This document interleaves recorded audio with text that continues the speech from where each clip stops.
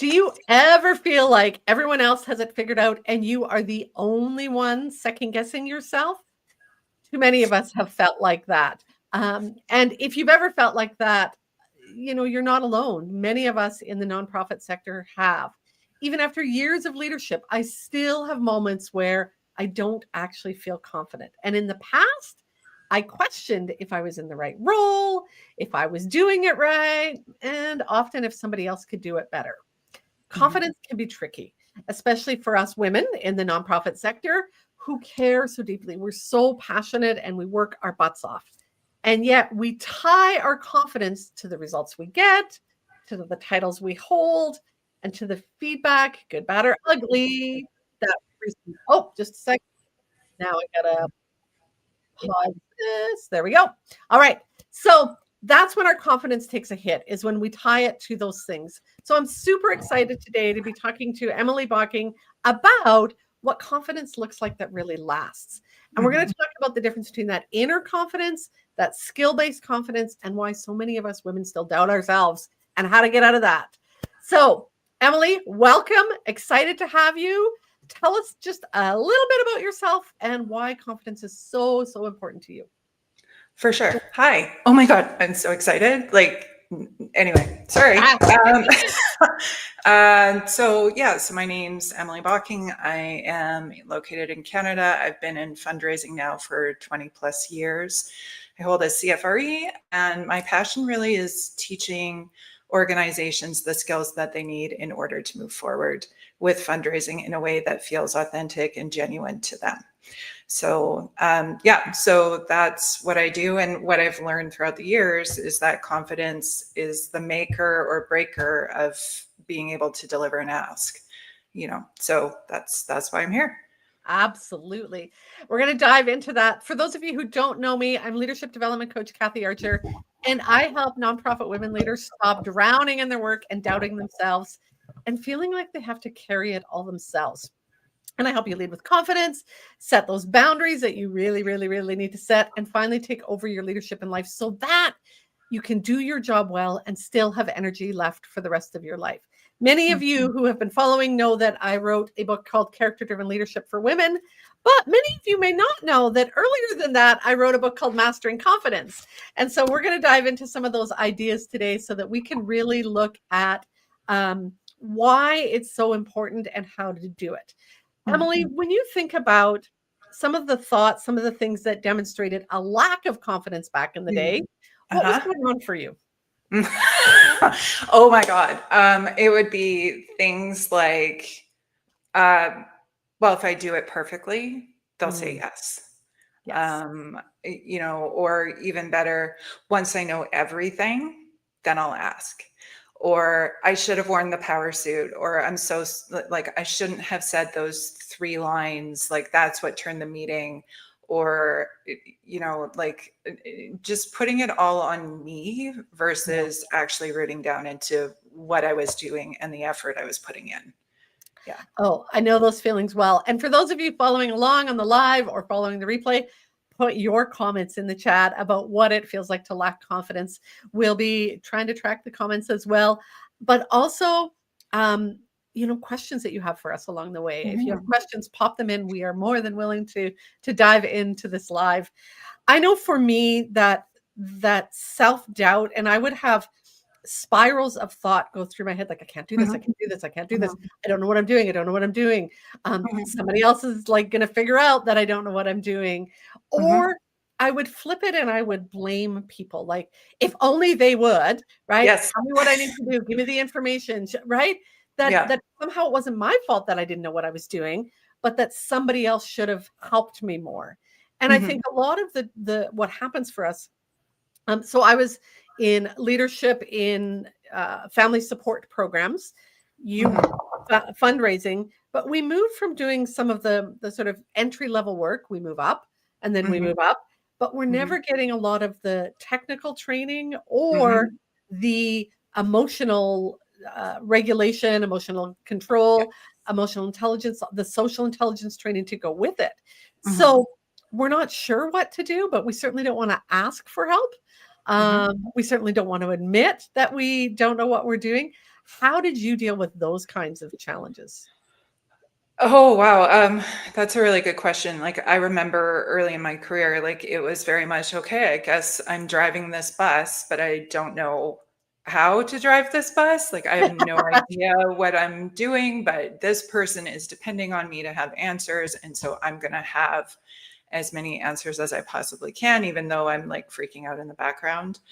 Um, and so, sorry, did I answer you? I know I didn't. I was getting lost. It's all good.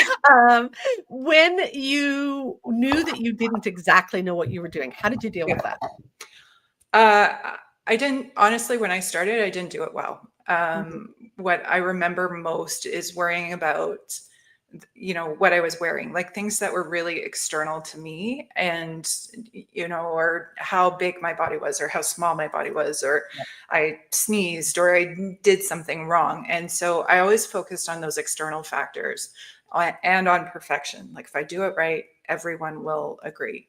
Yeah. And finding help was hard because we Mm. were in the work that I did, the environments I was in were highly political, and asking for help meant that you were vulnerable. And so, what would happen is every once in a while we would have those conversations off the side of our desk, usually over wine with very trusted colleagues, and be like, hey, what do you think about this? Like, have you dealt with Yeah. this? And that was such a shock to me that they were also feeling a lot of the same things that I was feeling. And that was a big learning, was that that sort of that internalized shame that went along with this, it lives in silence, it lives in Yeah. isolation. And so the more I can talk about this and the more we can all talk about this, that's the reason why I do the work I do. Yeah. Yeah. Yeah. I want to back up for a moment because when you just said, "Did I answer the question?" I kind of lost myself. Humongous demonstration of confidence that I know years ago I wouldn't have had the ability to do, and I'm going to guess right. Yep. It's the authentic self showing up, going, "Sorry, I just lost my train of thought." Right? Like, help me get that back. And there would have Mhm. been, as you just said, that shame, like, "Oh shit, I should know everything, and I should be tracking, and I should have all the answers." Yeah. Um, so yeah, I think you just perfectly demonstrated that we're not perfect. We do Mhm. get caught. I mean, we're live. There's like technology going on, and I I was know, right? Like, it's like there's a lot. I was in a meeting the other day. We're trying to find a new location for a group I'm in, and we're in the multiplex. So on one side of us is pickleball. It's this glass room, right? And on the other side is hockey. And we all went, this is not the room to meet in because like you cannot stay concentrated on anything for more than half a second. So it was just kind of funny that that's what we tend to do. So yeah. um so how did you oh wait, I want to also highlight this whole thing about isolation. Hmm. When we Hmm. keep these things to ourselves, we feel like we're the only one.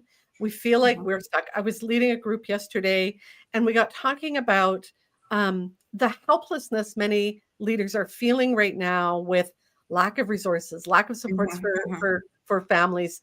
And when we got to the call, it's a call that we create the content together. And they're like, I didn't know what we were going to talk about today, but I'm so glad that somebody brought that Yeah. up because then we Yeah. could talk about how do you turn helplessness to hopefulness, right? Yeah. And we had that conversation, but without somebody going, I'm feeling kind of like, I've got Hmm. nothing to offer and I feel like a fraud, right? Hmm. Hmm. We don't know that. Yeah. So what did you do to, you started asking questions, you started learning the skills. And so if you don't know the skill, you lack the competence, you're not going to feel confident, right? If I don't know how to play Right. guitar, I'm never going to feel confident playing guitar. I've got to learn the skill. Then I have to have the courage to practice that skill, which Hmm. is a little bit uncomfortable, just like you did earlier. Like, I don't remember, like we're tracking, remind me, right? The courage to say that. Then the confidence comes after. But confidence is what we think. How did you start to manage the thoughts that were, Mm. roaming around your head? Um, so that's a really interesting question. I went through something, and it was a medical journey, which that's about as far as I can talk about it. Um, and through that process, I actually had to relearn how to be safe in my own body. Um, Ooh. And so, because I didn't know anymore what that felt like. And so I actually hired someone to teach me how. Mhm. Um, and, and things that I didn't know were, um, what does safety feel like? What does anger feel like? What does hunger feel like? You're telling me I'm hungry. I must be hungry. Like, you're so Yeah. disassociated.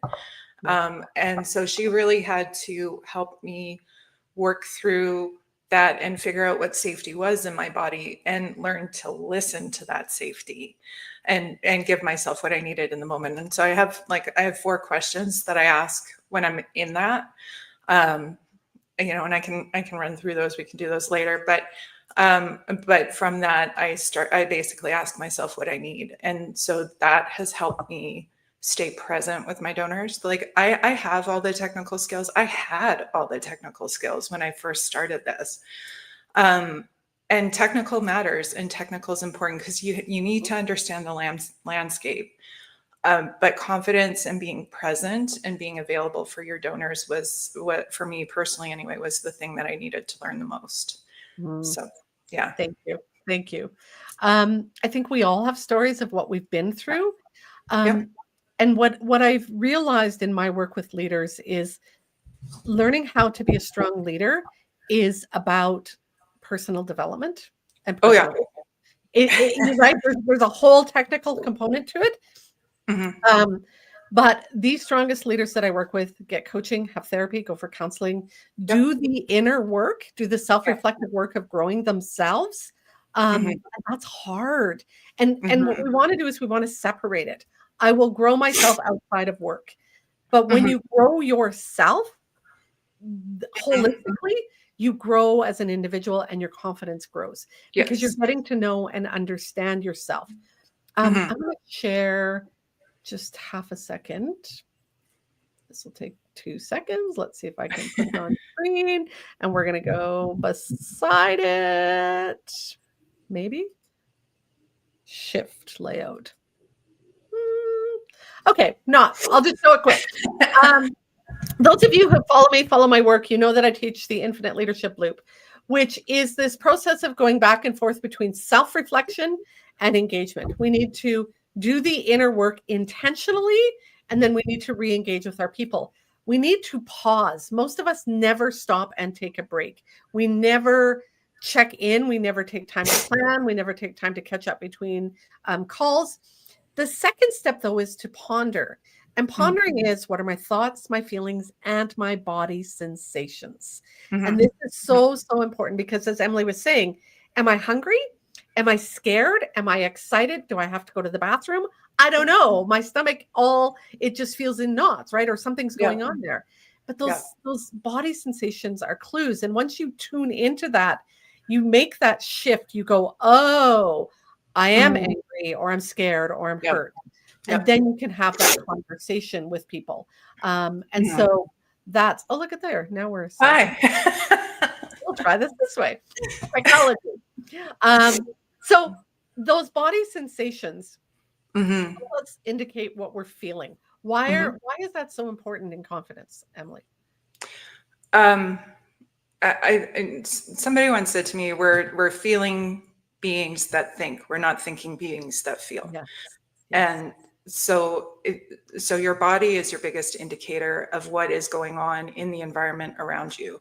And so if I'm able to understand what's going on, like I'm feeling anxious, I'm feeling angry, I'm feeling sad, I'm whatever, I'm disappointed. The next step for me is to help myself, because now I know that I'm dysregulated, Yeah. right? And so now I can ask myself what I need in order to get back to regulation. Like, what do I need?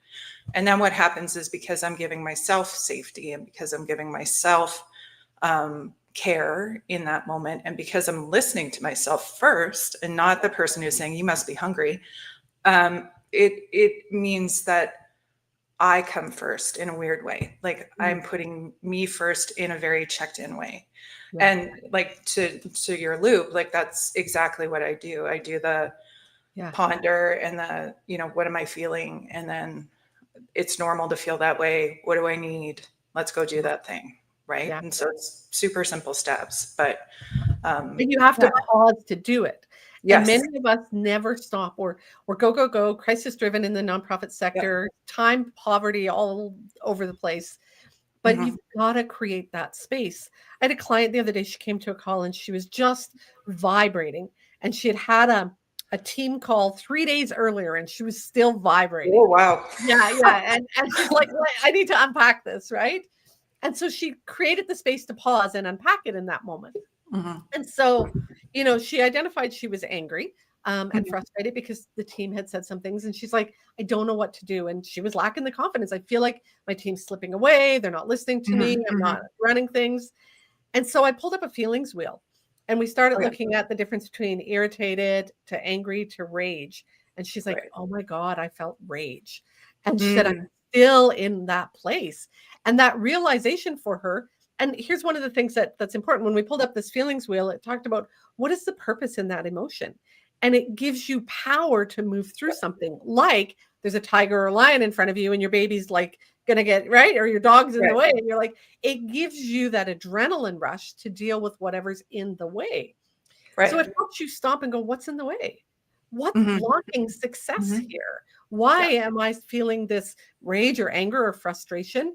Or to your point earlier, shame. Like yeah, what's this shame about? Right? hmm hmm And this is where we can go back to not our, we don't have to always go through therapy, but we go back to what have I learned about perfectionism? What are my yeah, values that I'm bringing into this moment around people pleasing? And I'm feeling like I'm failing my people. hmm And you hmm start to hmm go, what's the real story here? Like, yeah, do I need to worry about, am I wearing red or blue today? hmm No, I need to worry about the person I am showing up. yeah.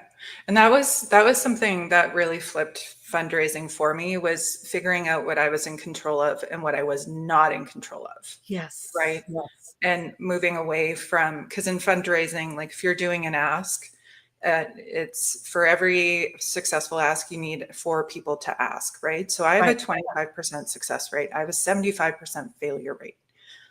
Think Yes. about that. Yeah, yeah, yeah. Exactly. Right. And so we would focus, like, especially when you're not feeling your confidence, or you're attaching your confidence or your self-worth to what's the biggest gift I ever gave. And we can get into that in a bigger way, because a lot of people ask those questions when you're in interviews and you feel that pressure. But when you're attaching yourself to an outcome that you Yeah. don't control, um, then you're giving away your own agency, your own confidence. So I stopped that, and I started thinking about, what do I control? Well, I control how well I do an ask. That's Yeah. all I control. And if they say no now, it's sort of like, it's not just water off a duck's back. It's like, okay, well, moving on. Let's go to the Yeah. next, because chances are one of the 3 that are left are going to say yes, Yeah. right? And so it's not like I want a no, but if I know I've done everything, like, to the best of my ability with the tools that I have available, that's all I can do. Right. And that freed me, like, so much, How like did freed me you up. how did you start managing those thoughts though? What taught you? What tricks do you have? Mm. I I started talking to myself like I was my friend, right? Like, so if a friend came to me and said, I just did this ask, and in the middle of it, my donor said no flipping way, and, like, I wouldn't be sitting there going, well, you should have done it better. Yeah. Like, I would Yeah. sit there and be like, um, well, that's really terrible. That must be very disappointing. And so doing that, and I still do that, where I catch myself where I'm like, well, I should have done this. And as soon as the shoulds come out, and the finger just came out. So, Yep. but as soon as the shoulds come out, that's when I know, that's one of my triggers of like, "Ooh, okay, no, no, no, like, you need to back up, because you're shoulding on yourself." Yeah, yeah, Right. 100%, 100%. Yeah. I love talking to myself. I love talking to myself out loud, and I'm Mhm, always encouraging clients, if you're driving or you're home alone or you have a space where you can talk out loud, it's a mhm, powerful shift to have a conversation with yourself and mhm, listen to what you're saying, right? mhm, Check in, like, "Really? Is that true?" mhm, Um but I also tell people to talk to your future self. Imagine that your future self is sitting in the car beside you and ask mhm. them, what would you do if you're in my shoes? The Right, smarter, wiser, right. more mature version of you. how would she handle it? Yeah. And so it's that way to sort of trick our minds into believing things that are different. Yeah. Yeah. And actually, when I was with my coach, she made me write a letter of apology to my body. Ah, And it's not the same, but it is because yes, yes, uh, I, s- I still remember how it started. It was like, you have tried for me, yeah, right? And having that moment, and especially when you have tried something, right? mhm, Whether it's yoga and falling on your face, which I can share lots of stories about that, or being in a donor meeting and trying something new and it doesn't go well, yeah, you know, you tried, and that's brave and that's courageous, and you need to be okay with the fact that you tried. yeah, yeah. I things crashed and burned when I was in leadership, Hmm. and staff filed a grievance against me. My performance appraisal said very clearly I lacked integrity. Um, Ooh, yeah, yeah, that one hit hard. yeah. And I was pissed and I was angry and I blamed and I did all those Mhm, things. And then yeah, my coach helped me work through some of that forgiveness. Um, mhm, you know, mhm, mhm. you do the best you can with what you've got. Yeah, And you know, as Brene says, when you know better, you do better. yeah. Sorry, when Oprah says it, when you know better, you do better. Um, and there's a you know, we were talking about shame earlier, but there's also that trauma feeling that we have, and it Mhm. doesn't take much for somebody to question my ability or my skill or something for me to suddenly question, am I out of integrity, or Mhm, you know, am I arrogant, or mhm. and that trigger is that post traumatic stress result, Yeah. and so we have to be careful that we're not re-traumatizing ourselves because we do. We Mhm, just, oh my God, it's the same thing. I have a client who mhm, got let go, and yeah, it's easy. As soon as any of um, her mhm, skill is being questioned, she gets that back again. And what we've learned to do is what's called post traumatic growth. So mhm, rather than going back to that situation and reliving it, it's going back and saying, what did I learn? What are mhm, the tidbits I can take from there? How can I use that today to be a mhm, stronger, more confident, more effective person? And mhm. sometimes it's that post traumatic growth that's actually what propels us forward. Yeah, If we just totally. keep getting locked up in it, we're struggling. Yeah. Yeah. I Yeah. have a visualization. I don't know if this helps, but I Yeah. imagine because for me, emotions are waves, right? And they Yeah. come and they, Yes. and so it's really easy to drown in it. But what I try and do is remember that I'm a ship and I'm riding that wave, and you're going Yeah. to get through, right? And right now you're just in the wave, and Yeah. but instead of being in it, I'm on it, you know. Yeah. So, Yes, yes. Oh, you know, so I think this is important. And again, I go back to the work we need to do as leaders is personal development work yeah. to understand our emotions. We're not just experiencing one emotion, there's a mix of them. And I Hmm. love that you bring that up, Emily. They come in waves Hmm. and they can go in waves if we let them, Yeah. right? Yeah. We have to let those emotions move through us. And as you say, we have to kind of follow them. They're telling us something. It's not like we just need to shut them off and tune them out. And I Mhm. cannot tell you how many women I work with that say, just need to leave my emotions at the door. I just need to shut off my emotions. Yeah. No, no, no, no, Right. no, Yeah. no. No. They are No. so valuable. You need to manage them. You need to manage the expression of them. You need Hmm. to. I talk about it in my book as like the mixer that the DJ has. You might want to Mm. turn some up and you might want to slide some down, and you might want to Yeah. boost up your Exactly. honesty sometimes, and you might want to just bring honesty down a notch and not be quite so blunt. Hmm. We Hmm. have to be in control of what's going on, and to learn that takes time. Um, Hmm. you know, I was Hmm. asking you earlier about how you learned it. A lot of people will have tried meditation and like it doesn't work for me. Hmm. Meditation is not about like la la la, la, I don't think about No. anything. It's No. like there's the thought, don't get attached. I did get attached for 20 minutes, bring it back, right? Yeah. It's Yeah. a practice. And it's Yeah. that practice outside of the arena being the boardroom, the Yeah. meeting room, the phone call, the email that pissed you off. It's the practice outside of the arena that when you get into those moments, you're Hmm. better able to go, I feel myself getting caught up in this and I feel the shame spiral. Whoa, whoa, whoa. Think Hmm. differently, right? And Hmm. catching yourself in those moments. Hmm. Yeah. Catching yourself in them, and also I don't know if it helps at all, but the idea of I'm not alone. Even though I feel that way, I'm not alone. Yes. And Yes. like, like even showing up in social media, I'm sure you get this, like where you're showing up and you get those like, oh, it must be nice. Oh, look at you posting all the time. Yeah, Like, yeah. I'm like, you know what? Like, you guys aren't doing what I'm doing. You're not in the arena. You're not here with No. me. And if you're going to criticize, that says way more about you than it does about Yes. me. I'm Yes. Yes. trying, Yes. right? You have no idea what I have to go through in my head to get here, right? Yes. People think we show up with this level of confidence. There's a lot of inner work going on in the background that you're Yeah. not seeing for Yeah. what's showing up. And it Mhm. takes a lot of inner work, tears, frustration, Mhm. falling down, failing, as you said, trying it again. Yeah. Um, we Yeah. wanted to talk about, in your body piece. Um, and Mhm. so, you were talking about yoga earlier. How does being in your body help you be more confident? It so it does a couple of things. So when I am listening to my signals, like how am I Yeah. feeling? When I get anxious, I'm tight across the chest. When I'm angry, it comes out through my shoulders, like and my back, and I get tense, like I can feel it. And so sometimes when you're in the moment and when I'm with donors, there's a couple of things that happen. If I'm confident, um, actually, let me back up. Emotions are contagious, Yeah. right? Yes. And so how a donor feels, or if I get an angry phone call from a client, I'm going to suck some of that up no matter what I do. And so I pay attention to that from a confidence perspective. And then the other thing I try and do in the moment is to use my tools to root down and be confident, because that translates back to them.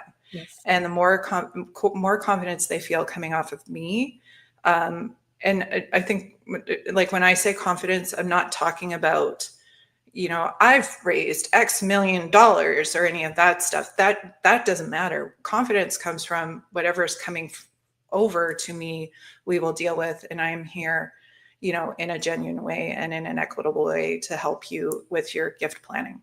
Right. Yeah. That's So, inner confidence. yep. Yep. Yes. Totally. So Yes. it is about finding your tools, right? Like right now, I'm standing on my floor barefoot, rooting Yes. down into my Yes. feet, Yes. so that Yes. right, like Yes. like it's stuff like that, or walking it off. Like if you have a Mhm. really terrible Yeah. encounter, I will go do a loop in a room and be like, it's okay, like you're not going to win everything, and then Yeah. come back and find somebody new. So. It's funny, I'm standing as well. I've learned over time that I feel way more confident when I'm standing, Mm-hmm. and it's that grounded feeling. When I first, got hit in my leadership role and hit my first big low, I stepped back. Antidepressants, do I wanna be here? Don't I wanna be here? But it was Yep. also the first of my journey into more of a deep dive into wellness, and I Mm. started going to Curves. Anybody remember Curves back in I the day? do. I remember it. Yeah, Yeah. it was the circuit, right? You would go around and do the different things, and I started to strengthen my body, and as my Mhm. body started to strengthen, my core started to strengthen, I started to Mhm. feel more confident, and I remember somebody saying one day something about, "You just walk into the room with confidence," and I'm like, what do you mean? Like, Mhm. and I realized much later after the fact how much posture plays a role. If you're hunched, Mhm. if you're like, like looking, but when you stand up tall, shoulders back, chin up, chest Yeah. out, you demonstrate a level of confidence. And people are often talking about executive presence. And that's Mhm. partly what that is. It's just how you demonstrate, Yeah. your posture demonstrates when you walk in. But it's also something we can control. So most Right. of us have heard of power posing, right? Yeah, 2 yeah, minutes, 2 yeah. minutes. That shifts the endorphins and chemicals in our body and tells our Mhm. body, you started talking about not feeling safe. When we're Mhm. not feeling safe, we're closing up, we're protecting. But Mhm. when we open up and we're vulnerable, it's Mhm. telling our body, like the endorphins go into your brain saying, you're okay, you got this. Yep. And Yep. so that 2 minutes we need to practice outside of the arena, the bathroom, the office door closed, right? Someplace. But when Mhm. you're in a meeting, that posture is so important too. So Mhm. you and I are standing. We feel more confident when we feel that grounded place. Uh, Right. that doesn't mean you need to stand in a meeting, but are you hunched over? Look, pay Mhm. attention to your body in a meeting. And if you're feeling a lack of confidence, try rolling your shoulders back. Might Yeah. give you that little boost. Yeah. Yeah. And I have words that I use when I go into a meeting to help with that. And then there's another thing I do, which is goofy, but it works. But Tell us, I tell us. yeah, well, the words I use are suit up, like let's go. Yes, And yes, so then the shoulders come back and you're already modeling that calm because yeah, when I'm with a client and we're going into a meeting and they're anxious, I am cracking jokes. I am yeah, calm as shit. I am like confident, so that they can anchor onto me and I know that that's my yeah, role. yeah, Um, so there's that. The other thing I would say, going back to power poses, those work. But one of the things that I've done is put your headphones in and do like a stupid dance, like until you're yes, yes, laughing. yes, yes, yes. Yeah.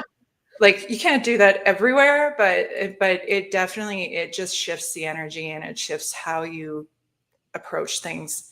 Yeah, And that's really worked for me. And like I giggle because I'm not a dance. I should not be allowed. Like there's music out there that I have no business dancing to, but yeah, it makes me laugh and it makes me happy. So yeah. yeah. No, I'm always recommending music to people.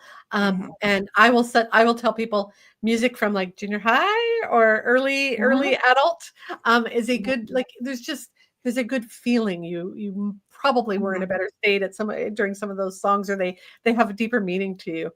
Uh, Hmm. but it's that shift in energy, and it Hmm. and it comes from how you're holding your body, what you're thinking, the energy in the room, and it's Hmm. something we can control. And that's, Hmm. what you were saying earlier, what can I control? I can't say whether they're going to say yes or no, but I can No. control the energy I bring, the confidence I bring, which is going to shift the way I'm saying things. And that's Hmm. going to in turn have a much better impact. Yeah. Yeah. Yeah.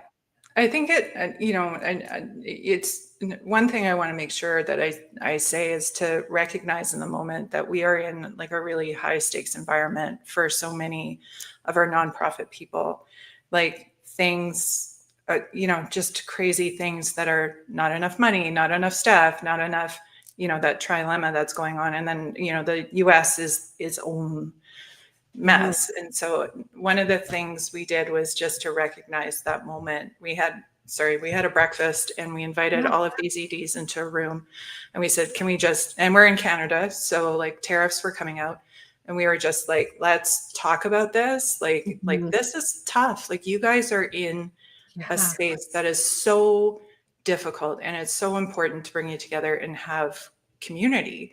And I was really worried about what would happen because I was like, is anyone going to drop the armor and let it Yeah. out, Yeah. right? And it was quiet, and then somebody goes, "Can we start crying now?" Like, and I Mhm. don't know if it was a joke or what, but whatever happened, it shifted the entire conversation away Mhm.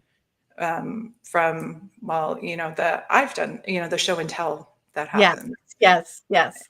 Well, Yeah. and I think, again, it's the reminder that I may fail, but that's not me failing, that's the state of the Hmm. world failing, right?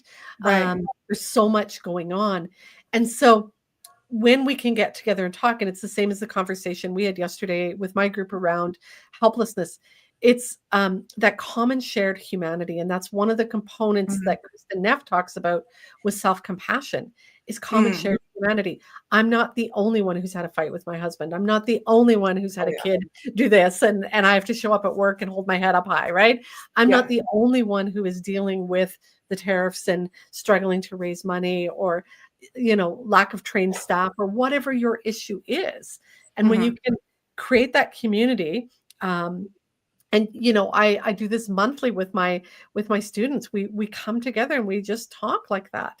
And you're Hmm. right, it often doesn't change things, other than you're not taking such responsibility for everything. You're like, okay, it's bigger than me. It's not my Hmm. fault. I'm not going to Yeah. need to lay in bed tonight and wonder what I need to do to fix it. Yeah. There's more Yeah. to it. Yeah. Yeah. One of them said, she's like, I have problems. It's so funny. And she's like, I have problems And I'm sorry you have problems too, but man, I'm so glad to know you have problems. You know, Yes, yes, that's exactly it. yeah. Anything we've forgotten to talk about that we said we were going to talk about? Just, I guess I mean, we should probably tell people where to find us or what we're Absolutely, up to. absolutely. I'm going to pop in this one. You want to tell them what this is all about? Yeah. So I'm working with Jan Ditchfield. We part of the reason why Jan and I came together, like there's lots of reasons. We like each other. She's cool, but and she's got a lot of experience. But it's time for nonprofits and social impact and charities to like let's move beyond the scarcity mindset and let's move beyond this idea that we have to bow down to donors, and let's move beyond having perfect communications, and let's start meeting donors and people where they are. And so we're launching this school. It's the Modern Nonprofit School.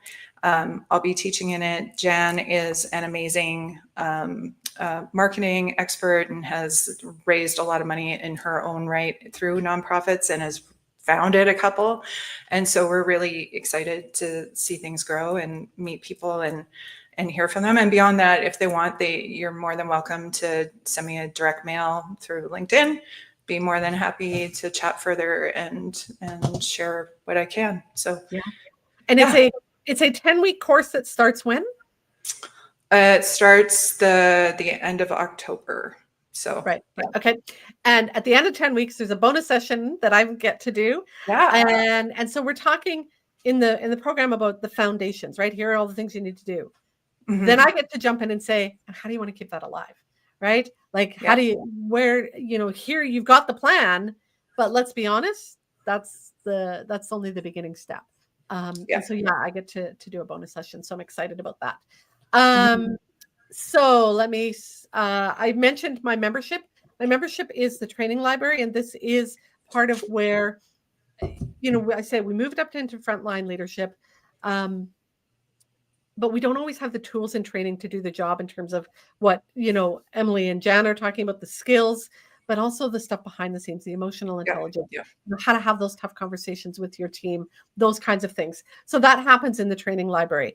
I am also doing, if you have gotten your copy of Character-Driven Leadership, I'm doing a book club starting next week.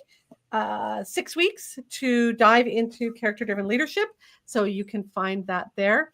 And if you want to know anything about me, kathyarcher.com, you can find me there. And as Emily said, I am on LinkedIn. Send me a message. Love to chat. I just wanted to make sure there were other comments. Oh, here we go. Doors open October 21st. So thank you, Jen. Sorry, Jan. No, neither of us are on our game. Good thing Jan's in the background. Love it, love it, love it. Make sure that you follow Jan. Make sure you follow Emily. If you're not following me, give me a follow. I am doing these LinkedIn Lives once a month with somebody else, once a month with just a piece of training that I'm doing. So dive in. And if you have questions, want to keep the conversation going, keep posting on the event page and we will jump in and share our thoughts and support you where we can. Any last words, Emily? No, just wherever you are and whatever you're doing a great job. So yeah. Put a smile on your face. You got this. All right. Yeah. Thank you, everyone. Take care. See ya.